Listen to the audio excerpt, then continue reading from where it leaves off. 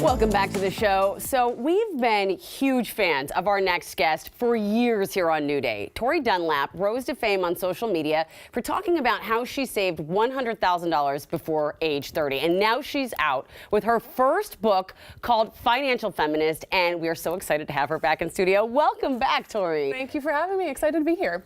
I'm really excited about this. I mean, already New York Times, you said Wall Street Journal? Yeah, New York Times bestseller, Wall Street Journal bestseller. It's been absolutely crazy. This is so amazing because if you've been watching Tori over the years, you'll just, the way you go after it, the way you dedicated your life to teaching people. Yeah. It's so inspiring. Thank you. This is my life's work, and really what I was put on this earth to do is fight for women's financial rights and give women actionable resources to better their money, and it's just been so humbling to have this response to the book. And is that what lent itself to the title Financial Feminist? Yeah, we have a podcast called Financial Feminist as well, and it's this idea of when you take care of yourself financially, when you have learned how to save money and how to pay off debt and how to start investing, when you're taken care of, then you get to use those resources and those tools to start changing the community and the world around you. So financial education is our best form of protest as women, and I truly believe that, and that's hence the title Financial Feminist. How does that financial education differ between men and women? Oh gosh, I mean, that's the whole thesis of the book, really. But like, perfect example is the kind of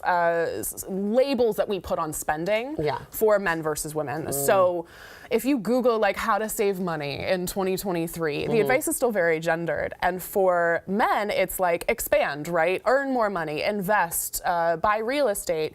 And for women, it is stop spending money, shrink yourself. And the frivolous purchases like the latte, the manicure, the whatever, right?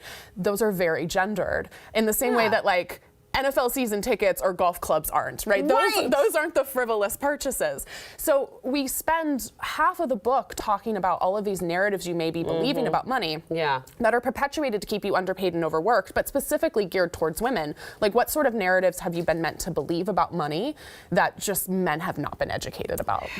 You know, I think also a lot is when we're talking as young people, as young women about money. Like, I know my mom never wanted to talk about money, and when she did, she just threw all her problems on me, and it was so traumatic. So what is kind of the emotions of money and handling money and the trauma surrounding it? Oh gosh, we spend the whole first chapter, it's the longest chapter in the book, and it is about the emotions or the psychology of money, because I can't teach you how to create a budget, I can't teach you how to pay off debt until you start to understand, oh, we've been told don't talk about money, that's gauche or taboo. Right. That's a narrative, my not so conspiracy theories, that's a narrative to keep you underpaid and overworked, right? So if you start to understand what sort of financial hangups do you have, what sort of stories are you believing about money? Do you believe that the pursuit of wealth is bad or wrong? And is that why you've been like pushing away money actively?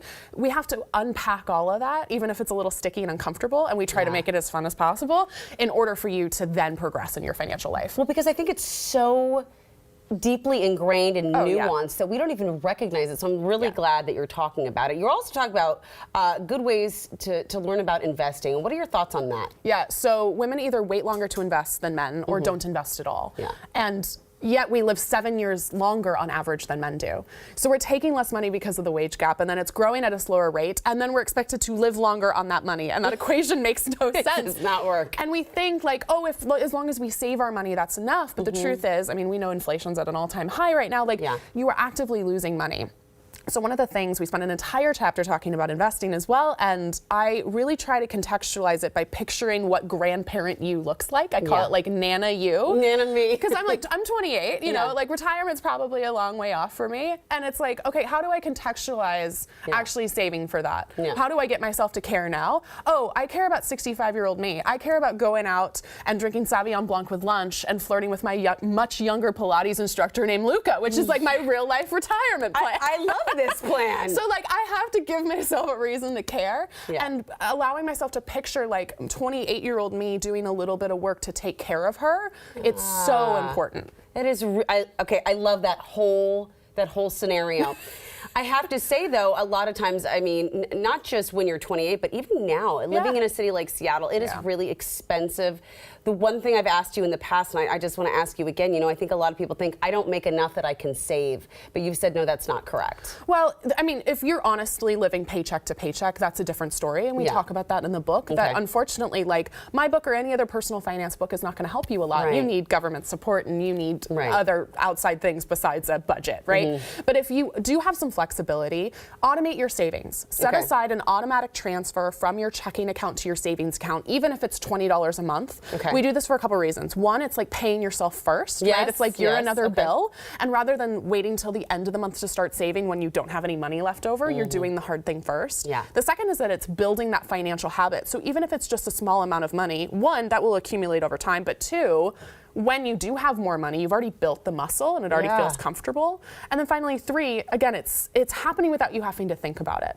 And so we don't want anything financial to feel like a chore. I don't want you to feel shame or guilt or depressed about your money. It should be used as a tool to build the kind of life you want. So allowing it to be automated, taking that pressure off of it is really, really helpful. I think that's so key, is that I think we sometimes think, like, this is not a fun topic. This is not fun. I mean, it's not, but money, if you want anything in life, you need money, right? Everything. You want to have kids, you want to buy a house, you want to travel, you like we go to a job to make money, right? So the truth is that rather than, you know, feeling shame or fear or scarcity, money can also bring joy and ease and abundance. And that is the feeling I want for every woman, is the ability to have enough money to be in situations she wants to be in rather than situations she's forced to be in. Preach, I love it. All right, before I let you go, should we be preparing for a possible recession?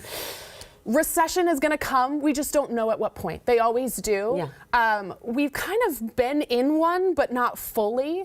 It's always good to prepare for your financial future, right? It's always good to prepare for an emergency. So have that emergency fund of at least 3 months of living expenses set up. Automate your savings. Diversify your income if you can, or if you know you're being undercompensated, go and try to get a raise or get another opportunity. But just make sure this is the perfect time. Shameless plug for my book, but like perfect time to make sure that your financial house is in order and that you're feeling financially confident, because the last thing I want during an emergency is you being stressed about your money. Amen.